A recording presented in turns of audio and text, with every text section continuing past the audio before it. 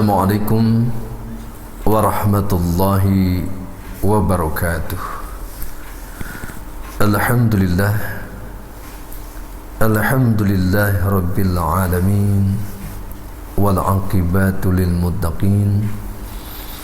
Asyhadu an la ilaha illallah wahdahu la syarika lah wa asyhadu anna Muhammadan abduhu wa rasuluh.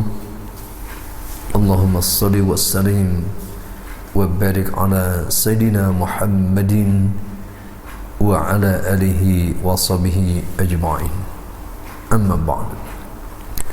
Faqad qala Allah Ta'ala fil Qur'anil Karim, A'udzu billahi minasy syaithanir rajim.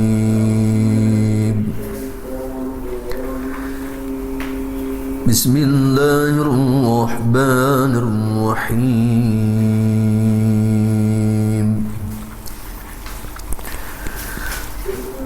Alhamdulillahilladzi anzala ala abdihil kitaba wa lam yaj'al lahu 'iwaja ولم يجعل له عوجا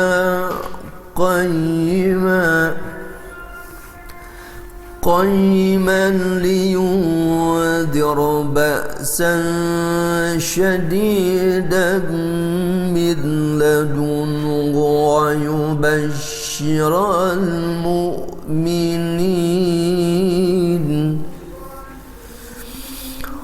ويبشر المؤمنين الذين يعملون الصالحات أن لهم أجرا حسنا ماكثين فيه أبدا. وقال الرسول صلى الله عليه وسلم khairukum man ta'allama al-Qur'an wa 'allama, afdalukum man ta'allama al-Qur'an wa 'allama. Shadaqallah wa shadaqa Rasulullah SAW. Para pemirsa RTP yang dimuliakan Allah Subhanahu wa taala, alhamdulillahirabbil alamin, kita dapat berjumpa kembali dalam rangka mempelajari kitab suci Al-Quran melalui kacamata ulumul Quran. Ulumul Quran adalah ilmu-ilmu Al-Quran yang sekarang sangat langka, yang terlupakan oleh kebanyakan manusia di antara kita sebagai umat muslim. Bahkan di pasca sarjana pun hanya 1 semester tidak cukup. Kenapa? Karena Al-Quran begitu sangat luas, perlu kajian-kajian secara khusus, secara istiqomah, khususnya melalui ilmu Quran di RTV ini. Sedikit demi sedikit kita perkenalkan, kita mengenal kitab suci Al-Quran, di mana pada kesempatan kali ini kita masih mempelajari Asmaul Quran bil Kitab, yaitu nama Al-Quran dengan kata Alkitab. Sebelumnya telah kita membahas cukup panjang lebar, yaitu Asmaul Quran bil Quran, nama-nama Al-Quran dengan Al-Quran.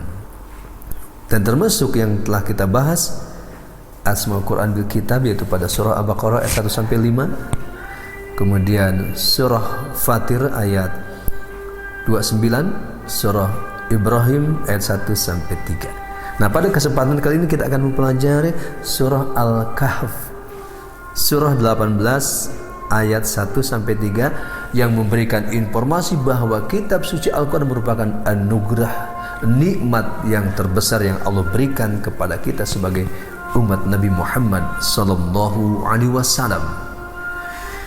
Allah Subhanahu wa taala memberikan rinci dimulai dengan alhamdulillahilladzi anzala ala abdihil kitab wa lam yaj'al lahu 'iwaja. Segala puji bagi Allah Subhanahu wa taala yang telah menurunkan kepada hambanya, kepada baginda Nabi Muhammad SAW, Alkitab, kitab suci Al-Quran. Ini secara langsung ya, Allah memberikan penjelasan, memberikan informasi bahwa kitab suci Al-Quran ini Allah turunkan kepada hambanya, kepada baginda Nabi Muhammad SAW, setelah melakukan proses yang panjang, yang luar biasa, perjuangan yang hebat, yaitu melalui bertahanus di Gua Hira bertahun-tahun, beberapa Ramadan, untuk mendapatkan wahyu Al-Quran, sehingga melalui ayat ini Al-Quran merupakan nikmat terbesar yang Allah berikan kepada baginda Nabi Muhammad SAW, kemudian diwariskan kepada kita sebagai umatnya yang mengaku sebagai umat Nabi Muhammad SAW. Dalam konteks ini pun kita memastikan jangan sampai kita mengaku umat Nabi Muhammad, tetapi bagaimana agar kita diaku sebagai umatnya. Bagaimana caranya? Kita manfaatkan, kita maksimalkan kehadiran kitab suci Al-Quran.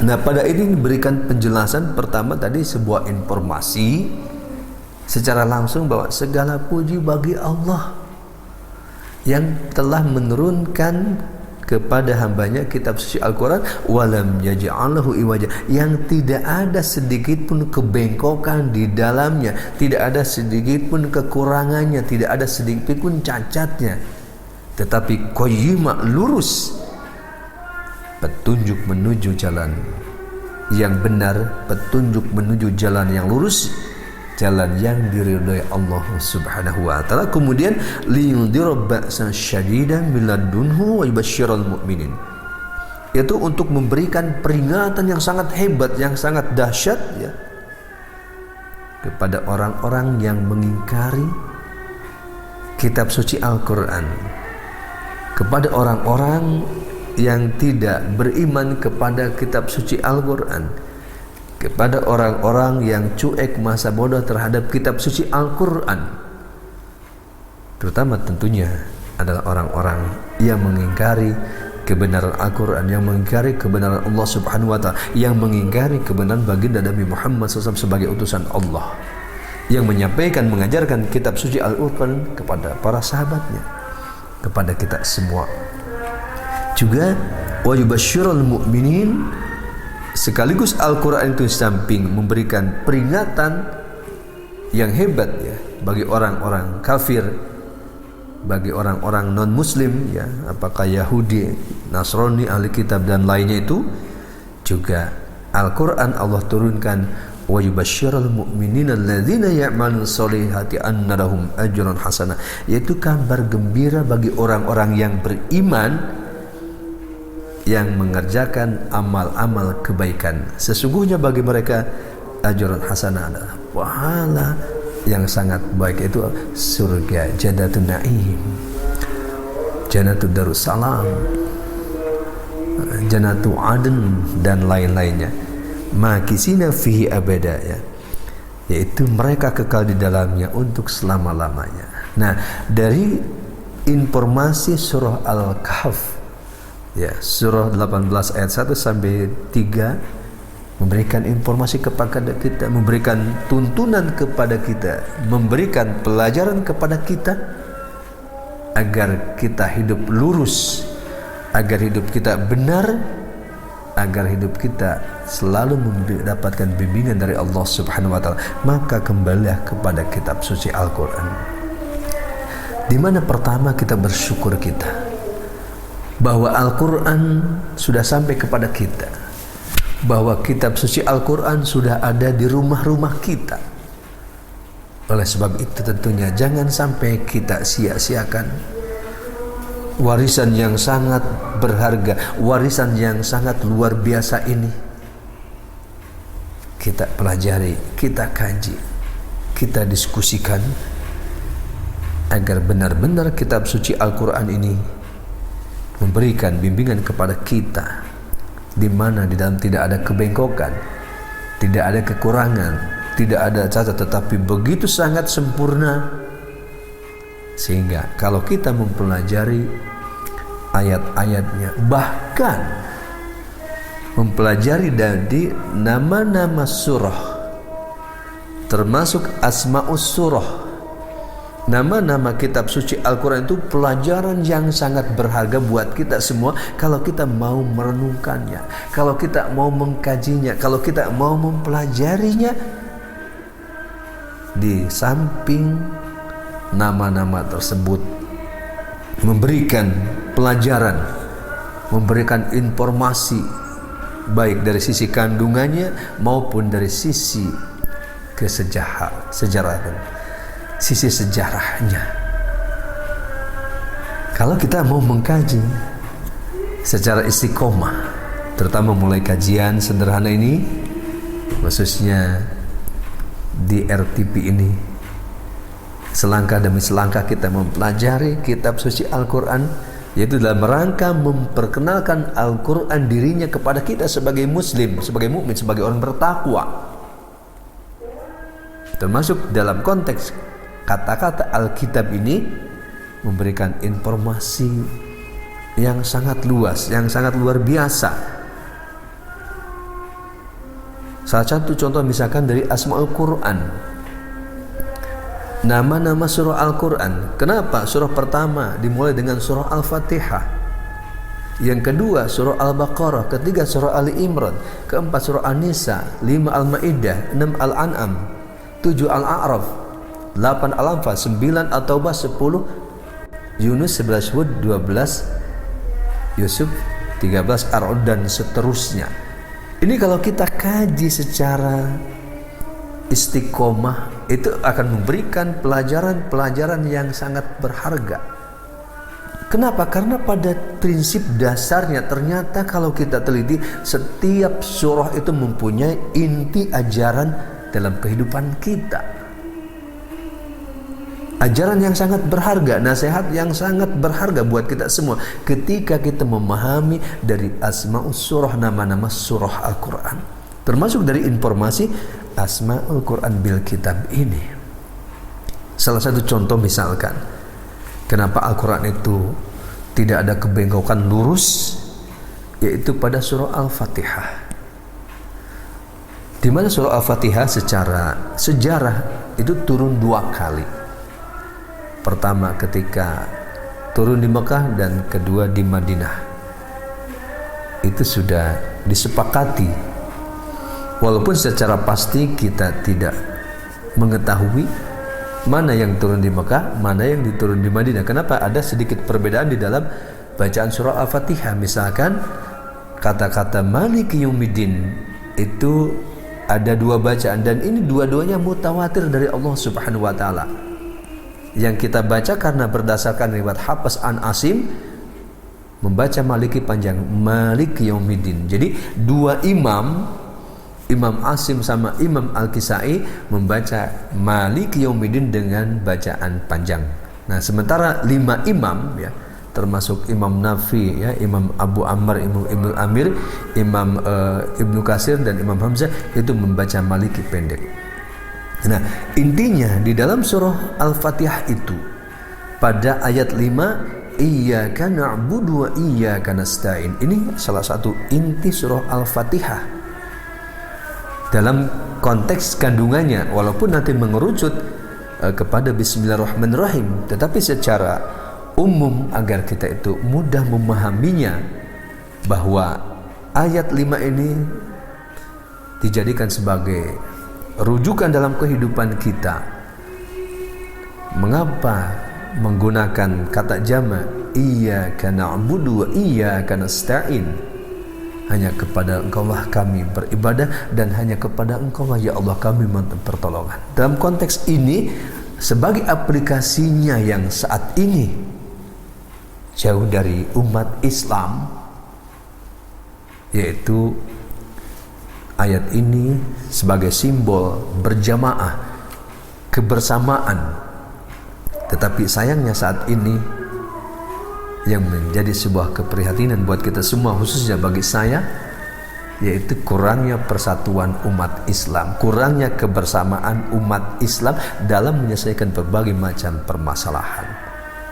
Nah, salah satu contohnya, banyak di antara kita ketika selesai melaksanakan ibadah sholat setelah berjamaah di masjid, setelah salam ya sudah bubar masing-masing gitu. Nah, ini kalau kita melihat kepada ayat ini, kemudian mencontoh kehidupan baginda Nabi Muhammad SAW setelah sholat berjamaah lima itu kumpul dulu, kumpul bersama untuk apa? Untuk memecahkan problematika kehidupan, masalah-masalah yang kita hadapi. Karena saya yakin dimanapun, ya, setelah jamaah itu pasti Allah pun mengutus salah satu, seorang atau dua orang, mungkin tidak orang dari jamaah tersebut, pasti ada yang kaya rayanya, yang miskin ada di situ, yang menjadi punya penegak hukum ada, ya, ustadznya, kiai ulamanya ada. Kumpulkan sejenak. Coba kita biasakan mengacu kepada ayat surah Al-Fatihah ayat 5. Kita duduk bersama setelah berjamaah, berzikir, berdoa. Yuk kita bicarakan apa masalah yang kita hadapi. Nah, ini salah satu contoh bahwa Al-Quran itu lurus memberikan bimbingan tuntunan kita secara kolektif, secara kebersamaan. Juga pada surah Al-Baqarah. Kenapa disebut surah Al-Baqarah? Walaupun nanti ada kajian khusus tentang asma surah ini, contoh-contoh bahwa Al-Quran itu lurus, ya, tidak ada kebengkokan. Nah, satu sisi surah Al-Baqarah itu dinamakan dengan Al-Baqarah sapi betinnya karena terkait dengan sejarah, yaitu ketika Bani Israel hidup di zaman Nabi Musa alaihissalam. Pada waktu itu ada sebuah peristiwa besar, yaitu ada seseorang meninggal dunia, mati, tetapi tidak tahu siapa pembunuhnya itu. Kemudian singkat ceritanya suruh menyembelih sapi. Tetapi orang Bani Israel saat itu banyak bertanya, akhirnya kesulitan sendiri. Pada andai kata menyembelih sapi saja satu selesai. Nah, untuk apa? Di situ pertama untuk meluruskan akidah mereka. Kenapa? Karena anak sapi disembah. Nah, sapinya aja suruh disembelih. Satu sisi itu. Kedua, nah ternyata dari bagian tubuh sapi itu dibukulkan kepada yang meninggal tadi, kemudian dengan izin Allah hidup ngasih tahu bahwa yang membunuhnya itu si A. Setelah itu mati kembali. Nah, ini dalam konteks satu sisi, oh ternyata dari sisi sejarah itu Al-Quran memberikan informasi yang akurat, dan itu pun memberikan informasi bahwa kehidupan akhirat bagi Allah itu mudah untuk menghidupkan orang-orang yang sudah mati. Nah, kemudian nanti ada intinya. Salah satu contoh inti sari daripada surah Al-Baqarah ini yaitu pada ayat 281 yang memberikan penekanan bahwa takutlah pada suatu hari ketika kita dikembalikan kepada Allah Subhanahu wa taala. Apa amal yang sudah kita persiapkan? Apa yang amal yang kita bawa? Semua manusia tidak ada yang zalimi, semua disempurnakan amal-amal masing-masing. Nah, ini dua contoh kasus, yaitu surah Al-Fatihah dan surah Al-Baqarah, terkait bahwa Al-Quran itu tidak ada kebengkokan, tidak ada kecacatannya, tidak ada kekurangan, tapi qayyimah, lurus, yang menjadi petunjuk bimbingan kepada kita semua menuju ridho Allah Subhanahu wa taala. Sehingga diberikan informasi, ya, pada ayat 2-nya itu bahwa berilah kabar kepada orang-orang yang beriman yang melakukan amal-amal soleh, amal-amal kebaikan, bahwa bagi mereka adalah pahala yang sangat baik, yaitu surga Allah Subhanahu wa taala. Nah, untuk mencapai surga Allah di akhirat itu tentunya kita harus mampu menciptakan surga dunia. Bagaimana agar hidup kita tentram, bagaimana agar hidup tenang, ya, maka kembalilah kepada kitab suci Al-Quran sebagai tuntunan kita dalam menata kehidupan kita dengan berpegang kitab suci Al-Quran tentunya, ya, baik secara personal maupun secara kolektif, akan menyelesaikan masalah-masalah yang kita hadapi semua. Mudah-mudahan kita berharap, ya, kita semua kembali kepada kitab suci Al-Quran, kembali kita menjadikan Al-Quran sebagai pedoman hidup kita, tuntunan hidup kita, sehingga kita mampu menciptakan suatu masyarakat, ya, yang penuh dengan kedamaian, penuh ketentraman, penuh kebahagiaan secara kolektif. Ya, upayakan, ya, saat ini bagaimana agar tercipta sebuah masyarakat, ya, yaitu setelah sholat berjamaah kita kumpul sejenak untuk membicarakan problem-problem yang kita hadapi, kemudian kita cari solusinya. Mudah-mudahan tentunya uraian singkat ini membawa rahmat, ya, untuk kita semua, ya, terutama dalam rangka menjadikan Al-Quran, juga bersyukur kita kepada Allah Subhanahu wa Ta'ala mendapatkan warisan kitab suci Al-Quran. Tentunya kita berharap bahwa Al-Quran yang kita baca, yang kita pelajari, ya, sudah dijamin oleh Allah menjadi sifat dan rahmat bagi kita semua. Juga tentunya Al-Quran yang kita baca, yang kita pelajari akan menjadi penerang di kegelapan alam kubur, ya, juga kelak menjadi syafaat penolong kita di yaumil qiyamah.